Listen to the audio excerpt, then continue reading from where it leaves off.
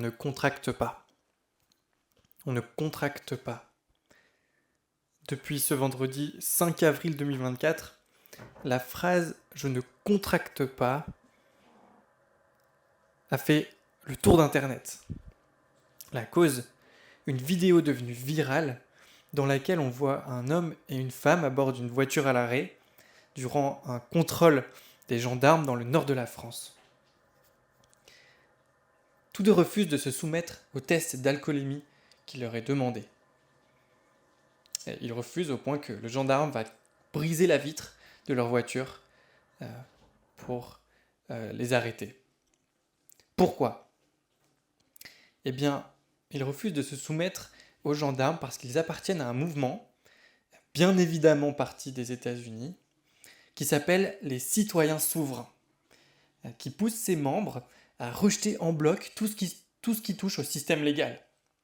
Alors ces gens disent « on ne contracte pas » pour dire aux gendarmes qu'ils ne veulent pas entrer en contrat avec eux, puisque dans leur idéologie, toutes les institutions sont des sociétés privées, et bien tout ce qui relève du contrat ne peut être fait sans consentement, selon eux.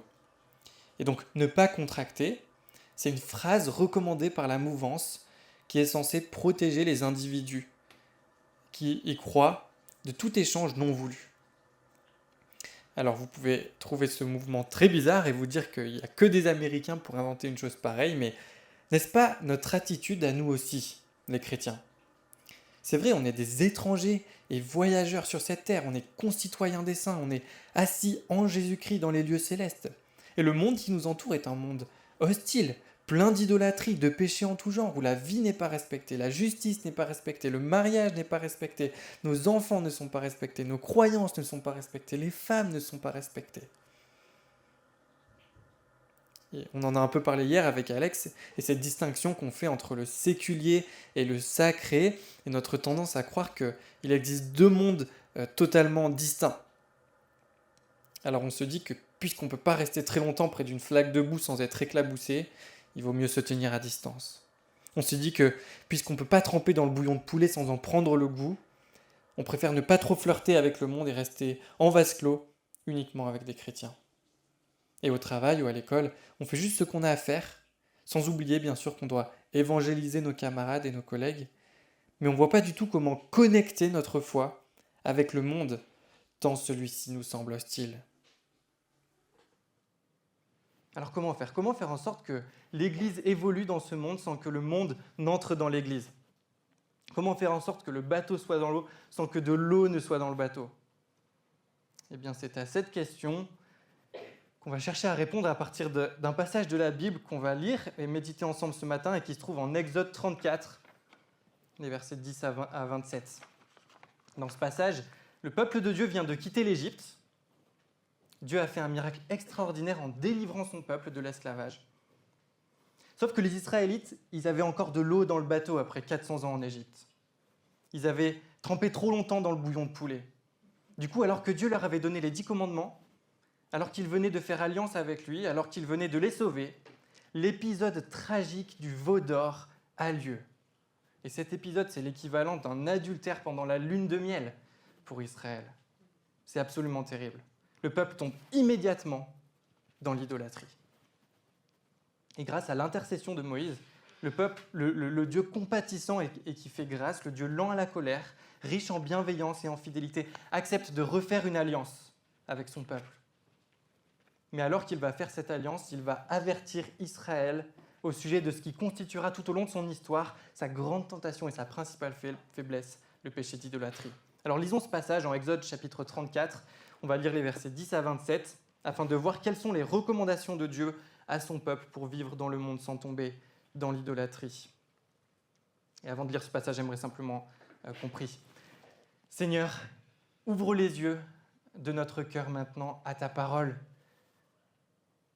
Permets qu'elle fasse son effet dans nos vies, que nous puissions l'entendre avec les oreilles de notre cœur, l'écouter pleinement.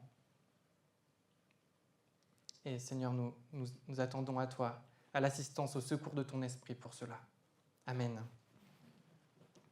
Exode 34, verset 10.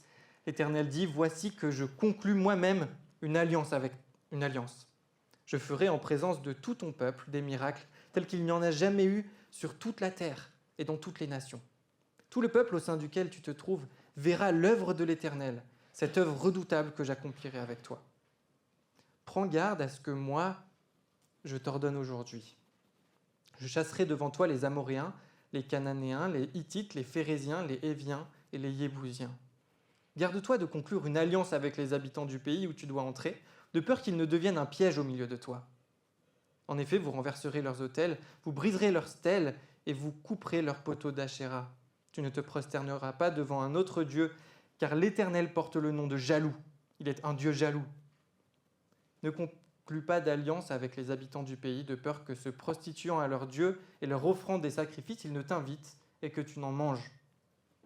De peur que tu ne prennes de leurs filles pour tes fils, et que celles-ci, se prostituant à leur Dieu, n'entraînent tes fils à se prostituer à leur Dieu. Tu ne feras pas de Dieu en métal fondu. Tu observeras la fête des pains sans levain pendant 7 jours, au temps fixé dans le mois des épis. Tu mangeras des pains sans levain comme je t'en ai ordonné, comme je t'en ai donné l'ordre, car c'est dans le mois des épis que tu es sorti d'Égypte. Tout aîné m'appartient, de même que tout mâle né le premier dans ton cheptel vaut ainsi qu'agneau. Tu rachèteras avec un agneau l'ânon né le premier. Si tu ne le rachètes pas, tu lui briseras la nuque. Tu rachèteras tout premier-né de tes fils, et l'on ne se présentera pas les mains vides devant ma face. Tu travailleras 6 jours, et tu respecteras le sabbat. Le 7e jour, tu respecteras le sabbat, même au temps des labours et de la moisson. Tu célébreras la fête des semaines, des prémices de la moisson du froment, ainsi que la fête de la récolte à la fin de l'année. 3 fois par an, tous tes hommes se présenteront devant le Seigneur, l'Éternel, Dieu d'Israël, car je déposséderai les nations devant toi, et j'élargirai tes frontières.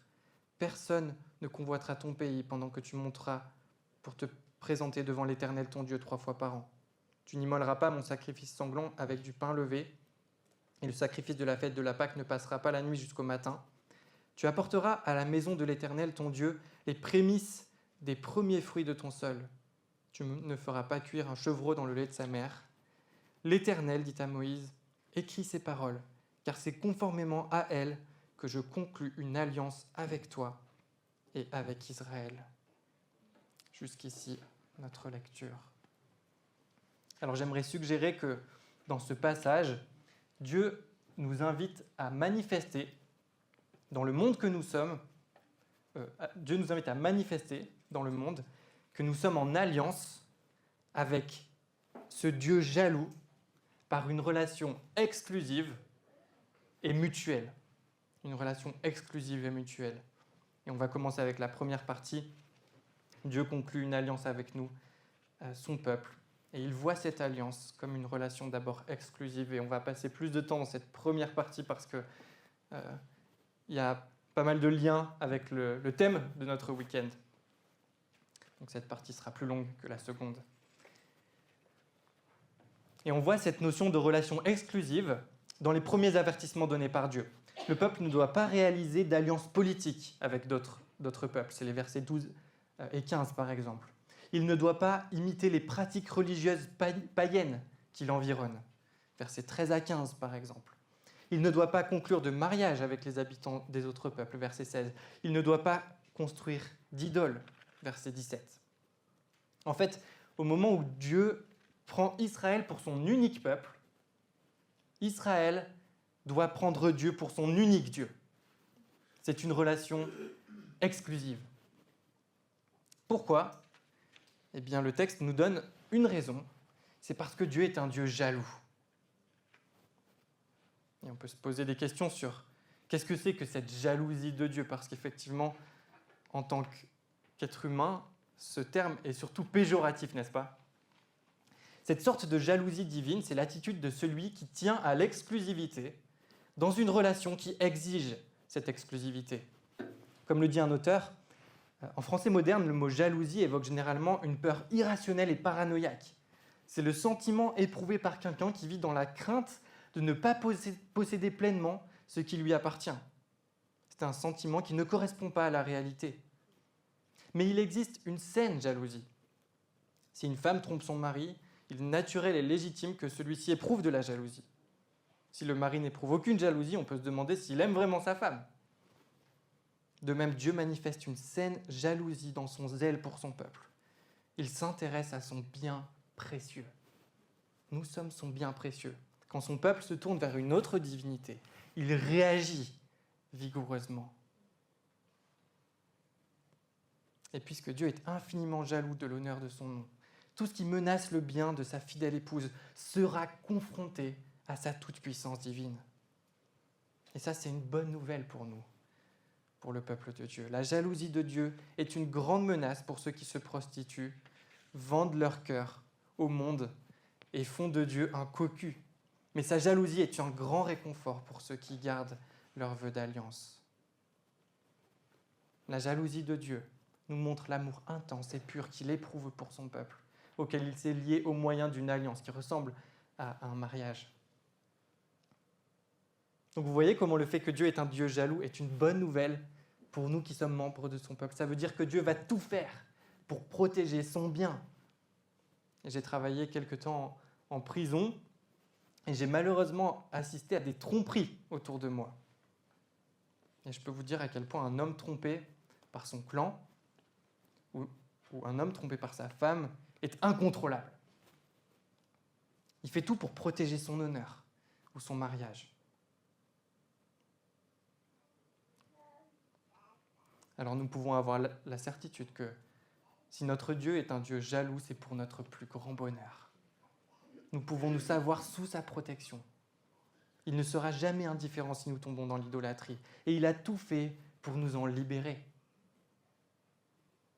Il est allé jusqu'à donner son Fils qui, lui, a vécu une vie de consécration totale à Dieu, dans une obéissance parfaite, sans jamais tomber dans l'idolâtrie, sans jamais manifester d'orgueil, d'envie, de convoitise, de colère incontrôlée, sans jamais se laisser attirer par l'amour de l'argent, l'amour de lui-même, l'amour du succès ou de la gloire. Il a mené cette vie parfaite parce que si nous devions conserver notre place dans l'alliance avec Dieu, par notre capacité à ne pas nous faire d'idole, c'est-à-dire à jamais mettre quelque chose d'autre que Dieu comme étant ce qui est le plus important dans notre vie, eh bien personne ne pourrait garder sa place. Mais Jésus a mené cette vie parfaite pour nous l'imputer, c'est-à-dire pour nous en appliquer les mérites. Et puis il a offert l'offrande de son corps une fois pour toutes, comme un seul sacrifice pour les péchés.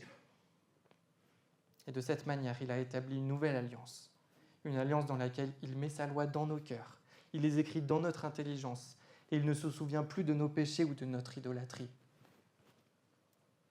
Et grâce à cela, on peut vivre en tant que peuple de l'Alliance dans l'obéissance à ses commandements, par le secours de son esprit, avec l'assurance qu'à chaque fois qu'on chute, nous avons un médiateur assis à la droite du Père qui intercède pour nous, comme Moïse l'a fait pour Israël, et qui nous assure que nos péchés sont pardonnés.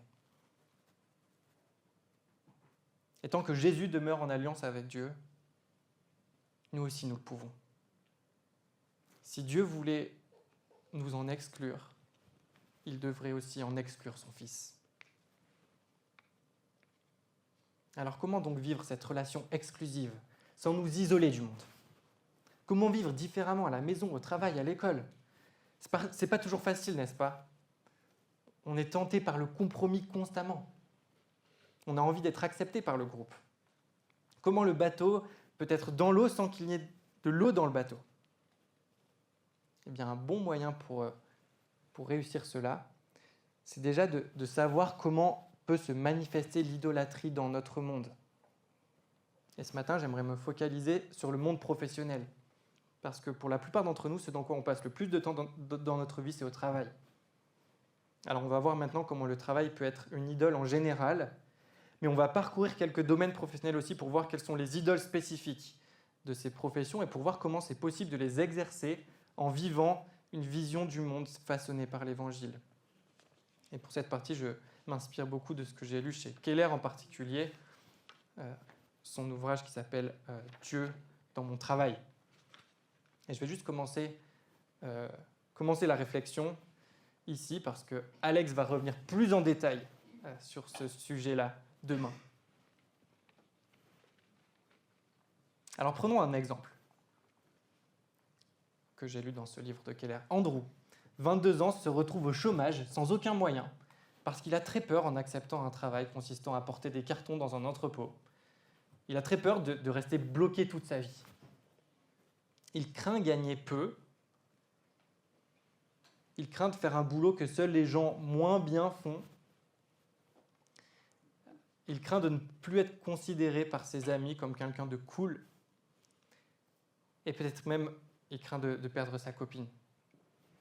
Il voulait jouer au baseball et continuer à caresser ce rêve. Il se dit que s'il pouvait retourner à l'université et faire du baseball, tout irait bien. Eh bien, voici l'exemple de quelqu'un qui place son espoir dans un faux Dieu. Si j'avais choisi cette chose ou ce travail, tout s'arrangerait. J'aurais le sentiment que ma vie vaut vraiment la peine d'être vécue. Autre exemple. Vous savez qu'une totale transparence dans les négociations commerciales vous rapportera beaucoup moins qu'une petite dose de tromperie. Si donc vous mentez ou dissimulez certains faits embarrassants, c'est parce que vous accordez plus d'importance au succès qu'à l'obéissance à Dieu ou qu'au bien de la personne avec laquelle vous négociez, donc votre prochain. Vous voyez comment peut fonctionner l'idolâtrie au travail. Quand le travail devient plus indispensable à notre bonheur et à une vie pleine de sens que l'amour de Dieu, c'est qu'il est en train de devenir une idole. Et quand nous sommes prêts à faire certaines choses qui ne sont pas conformes à la volonté de Dieu, c'est parce qu'il y a quelque chose dans notre cœur qui a plus d'importance que Dieu sur le moment. Et on appelle ça aussi une idole. Et par exemple, les idoles du pouvoir et de l'approbation des autres peuvent nous conduire au surmenage ou nous conduire à travailler dans une attitude méchante, dure ou injuste. L'idole du contrôle peut nous faire vivre dans l'inquiétude constante, dans un manque de confiance ou dans le perfectionnisme. Mais alors comment l'Évangile nous permet d'avoir une compréhension juste du travail pour qu'il reste à sa juste place? D'abord, il nous communique une conception nouvelle du travail, une conception plus riche du travail. C'est le moyen par lequel nous œuvrons avec Dieu dans son amour et nous servons le monde, notre travail. Et ça nous aide à apprécier tout travail, du plus simple au plus complexe, qu'il soit accompli dans un cadre chrétien ou pas. Ensuite, l'Évangile nous donne une sensibilité particulièrement développée pour ce qui est moralement juste. Et ça fait une grande différence, n'est-ce pas? Parce que des choix éthiques, des choix moralement justes ou pas, on en a constamment à faire dans le cadre du travail. Et donc, cette perception, cette sensibilité que nous donne la révélation de Dieu, c'est très utile pour les décisions professionnelles qu'on doit prendre en permanence. Et enfin, l'Évangile change radicalement nos motivations quant au travail. Ça nous remplit d'une force intérieure nouvelle et durable qui demeure avec nous quoi qu'il arrive. En fait, il faut imaginer l'Évangile comme une paire de lunettes à travers laquelle on regarde le monde qui nous entoure et qui façonne ainsi la manière dont on perçoit notre travail et dont on approche notre travail. Et ainsi, l'homme d'affaires, en mettant cette paire de lunettes de l'Évangile, cherchera à répondre aux besoins de ses clients en cherchant son bien, tout en cherchant à faire du profit pour assurer un rendement correct à son entreprise et pour bien rémunérer les employés. Le journaliste, il cherchera à réaliser ses reportages et ses articles avec impartialité et ouverture d'esprit en accordant à chaque chose sa juste valeur, parce que toute vision du monde non chrétienne a tendance à accorder une trop grande importance, une trop grande confiance à certaines choses et à en négliger d'autres. Les professionnels de l'aide et du soin, les médecins et les pasteurs par exemple, qui sont tentés de se sentir supérieurs parce qu'ils accomplissent tant de bien et que leur travail est si épuisant, peuvent trouver dans l'Évangile l'humilité et l'ingéniosité nécessaires pour considérer les patients et les paroissiens autrement que comme des corps, en gardant toujours en tête la totalité de la personne humaine. Et en discutant de ce sujet avec Maëlys hier, lors de notre promenade, elle m'a raconté cette blague, cette anecdote. Est-ce que vous connaissez la différence entre un chirurgien et Dieu? C'est que Dieu ne se prend pas pour un chirurgien.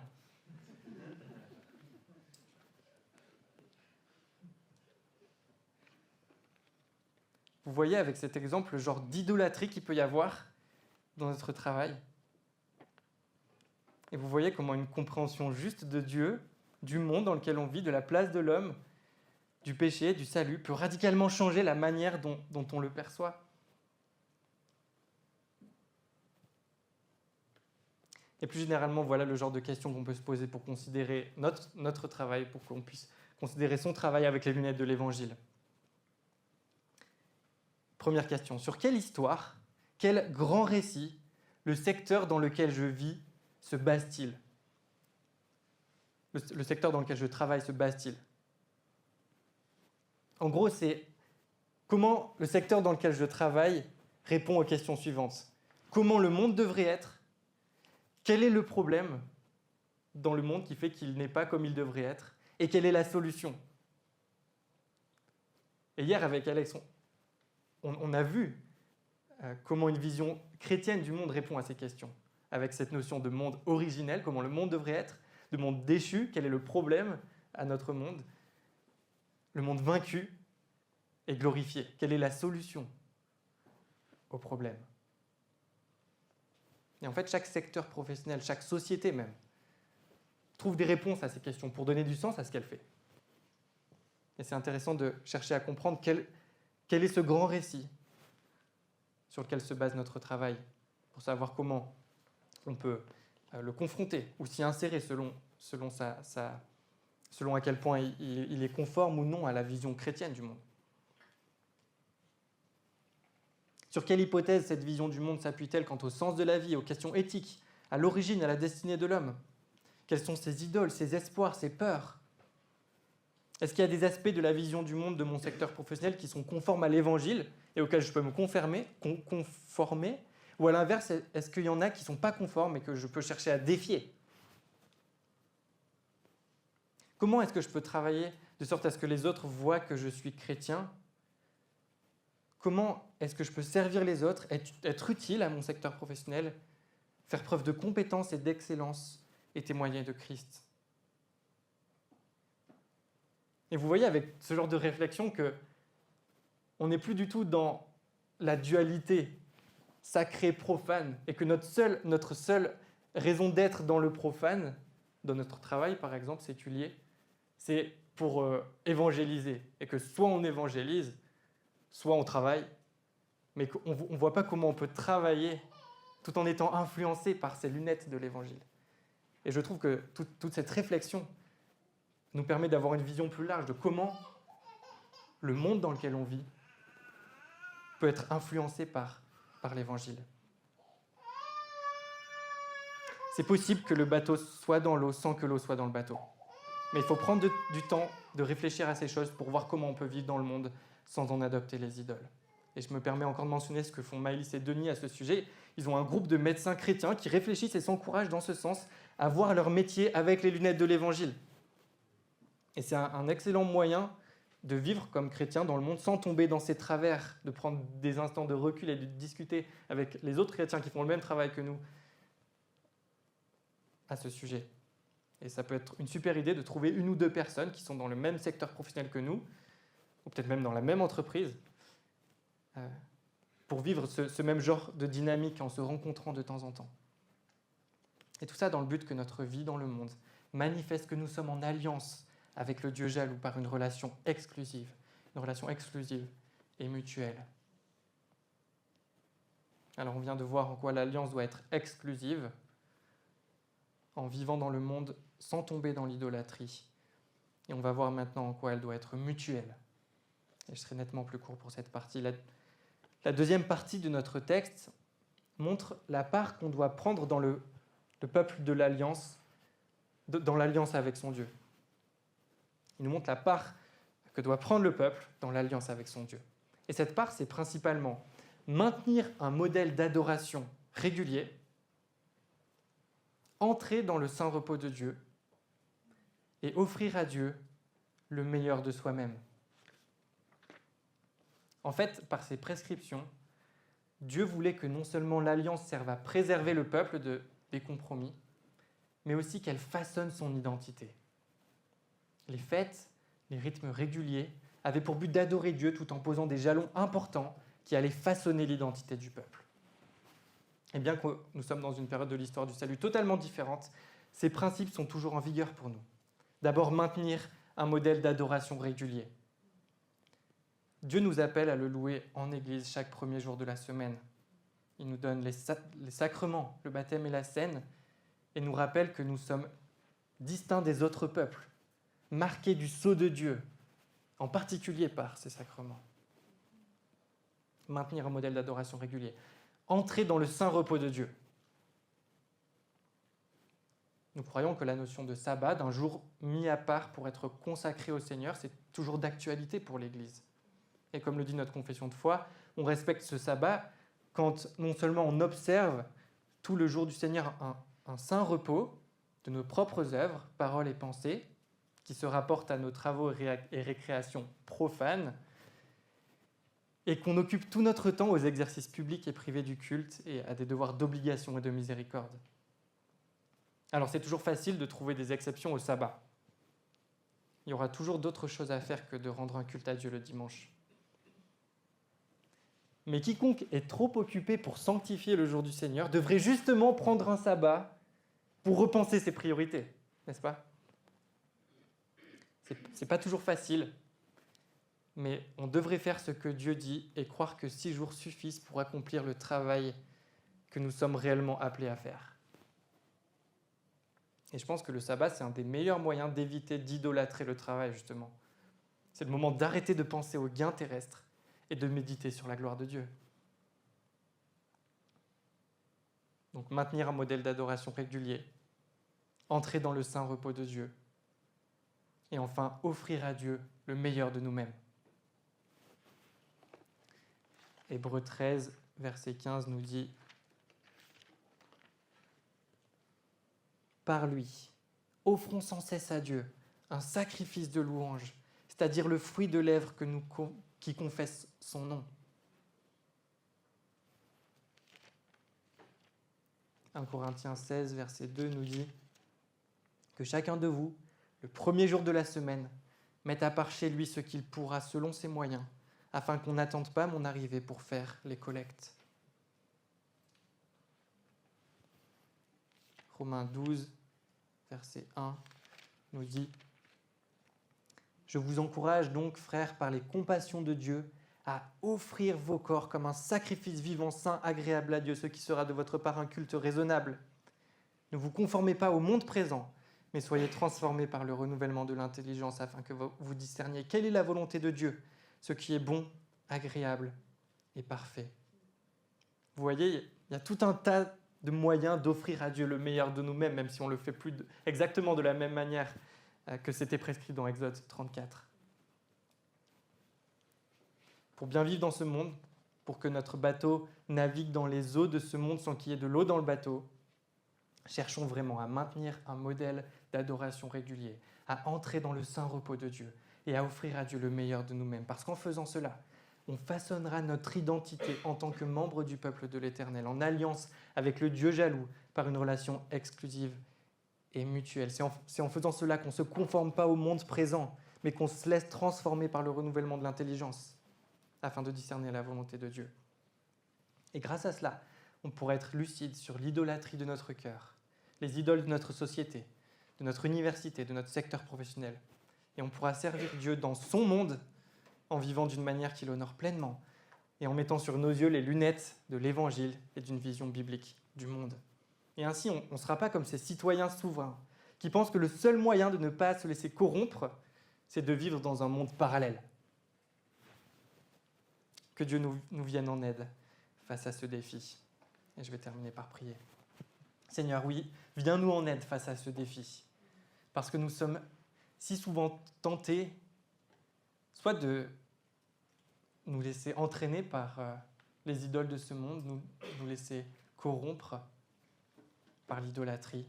Et c'est si subtil, parce qu'on est constamment bombardé par une vision du monde qui n'est pas la tienne. Mais on est aussi souvent tenté de se mettre tellement à l'écart du monde qu'on se retrouve en vase clos et qu'on ne voit plus du tout comment ta parole, ton évangile peut s'adresser à notre monde. On ne voit plus du tout comment vivre en tant que chrétien, dans notre travail, dans notre école, dans nos foyers. Alors viens-nous en aide, Seigneur. Donne-nous la sagesse de discerner les idoles de ce monde, les idoles de notre cœur, pour lutter et qu'elles ne nous influencent pas, que nous puissions rester dans une relation exclusive avec toi. Et aide-nous aussi à mettre en œuvre des jalons importants, des habitudes importantes dans notre relation avec toi, afin que nous puissions vivre au mieux dans ton monde, Seigneur. Viens nous en aide par ton esprit. Amen.